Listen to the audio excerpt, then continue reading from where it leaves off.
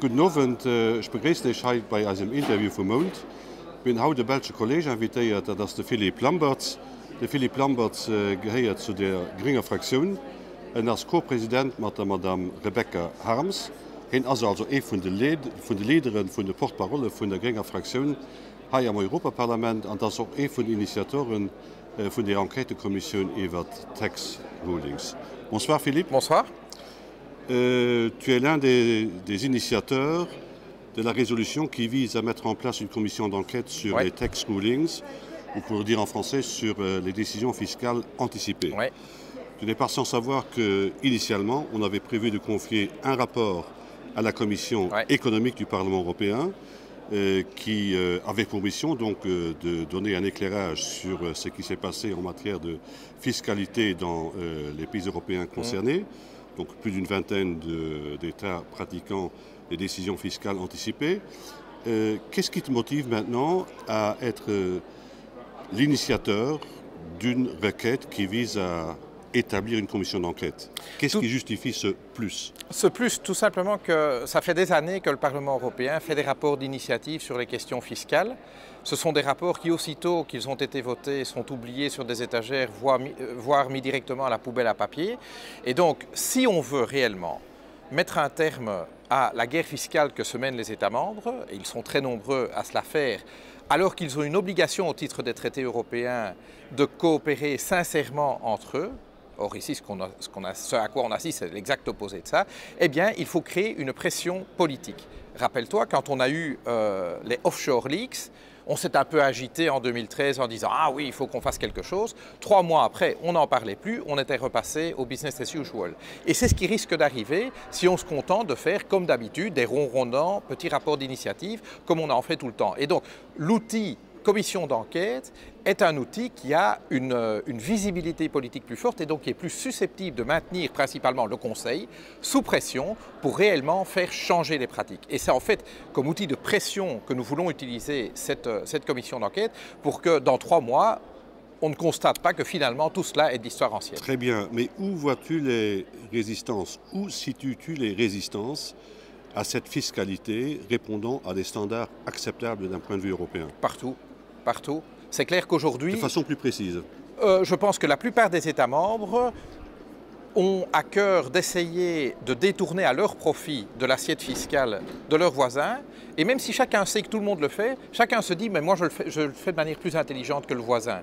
Et donc c'est de cela qu'il faut sortir. Et donc plutôt que de singulariser qui le Luxembourg, qui l'Irlande, qui d'autres pays, c'est pas ça la question. La question c'est mettons-nous d'accord pour réaliser qu'aujourd'hui, ceux qui détiennent la souveraineté fiscale, ce sont les grandes multinationales. C'est elles qui décident combien elles payent, en jouant un État contre l'autre. Et donc, si nous voulons, comme responsables politiques, récupérer la souveraineté fiscale sur ces grandes entreprises, le seul moyen, c'est de le faire ensemble. Très bien. Pascal de Saint-Amand, de l'OCDE, est venu à Luxembourg récemment pour certifier aux autorités luxembourgeoises et aussi à l'opinion luxembourgeoise que Luxembourg est très coopératif en ce qui concerne la définition de nouveaux standards.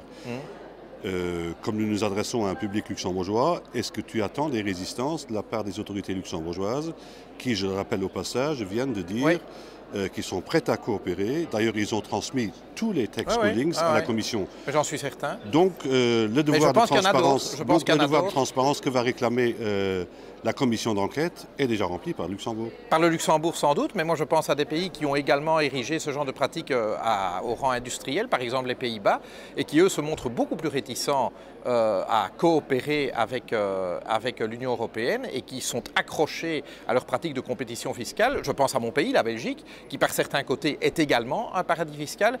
Et donc je pense en effet qu'il ne faut pas singulariser le Luxembourg et qu'en effet le nouveau gouvernement luxembourgeois a plutôt eu, je pense, des paroles justes quant à sa volonté de coopérer. Donc ça, je le salue. Et donc j'aimerais bien voir ce genre de choses un petit peu partout en Europe afin de faire changer les pratiques. Au moment où nous nous entretenons, la Commission n'est pas encore en place. Non. Mais situons-nous un instant dans l'hypothèse où elle serait en vigueur. Qui voudrais-tu voir défiler devant cette commission?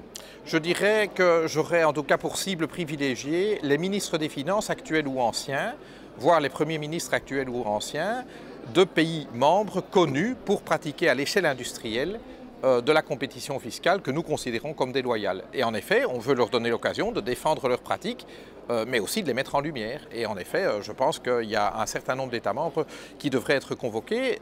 Je sais qu'une des réticences au sein du Parlement européen, et je la comprends, était que cette commission d'enquête ne soit une sorte de procès public d'un homme, Jean-Claude Juncker. Ce n'est pas l'objectif que nous poursuivons. Tu l'exclus formellement? J'exclus formellement que cette commission soit un procès déguisé à l'égard d'une personne. C'est un procès de pratiques qui sont largement répandues. Et lorsqu'on se rendra compte que ces pratiques sont largement répandues, la question n'est pas de savoir quelle tête il faut couper, la question c'est plutôt comment faire pour changer les pratiques. Ce que nous visons par cette commission d'enquête, ce sont des pratiques, ce ne sont pas des gens. Et j'ai la conviction en tout cas que Jean-Claude Juncker lui-même a à cœur de changer ces pratiques. J'ai la conviction personnellement qu'il a vu l'émotion publique qui a été créée par cela et donc je compte plus sur lui pour montrer la voie dans le sens d'un changement de pratique plutôt que, que de s'y opposer. Est-ce qu'il y a des pratiques qui pourraient être révélées par cette commission d'enquête qui n'auraient pas été si la commission n'avait aucune chance d'être mise en vigueur? Ça, nous le saurons au fil du travail de la commission. En tout cas, nous comptons bien que cette commission ait un mandat à la fois large et profond et amène à la lumière des choses qui sont peut-être pas toujours très glorieuses. Très bien. Une dernière question. Comme la commission n'est pas encore décidée, tu pars du principe qu'elle le sera? En tout cas, les signaux que nous avons reçus lorsque les presque 200 signatures ont été déposées au bureau du Parlement, les signaux que nous avons reçus officiellement du chef de file PPE, du chef de file socialiste, du chef de file libéral ici au Parlement, a été « Ok, nous prenons acte de la demande de la minorité du Parlement européen et nous allons y faire droit ». Et des entretiens que j'ai eus entre-temps, il me semble que ces déclarations ont l'air honnêtes et que donc il y a une réelle volonté de faire droit à cette demande. Et donc je n'ai pas aujourd'hui de raison de penser qu'il y aura de l'obstruction de la part des grands groupes. Et je veux d'ailleurs que cette commission soit une œuvre collective. Donc je n'ai pas intérêt à tirer la couverture aux Verts. Les Verts ont été à l'initiative de la demande, mais si on fait droit à cette demande, ceci devient une initiative de ce Parlement et pas d'un groupe politique. Il viendrait à l'esprit de personne de faire ce genre d'insinuation? Non, bien sûr que non, ça on le sait bien. Très bien, Philippe, je te remercie. Avec grand plaisir. Voilà, dat verder niet. Ja, wie vermoont.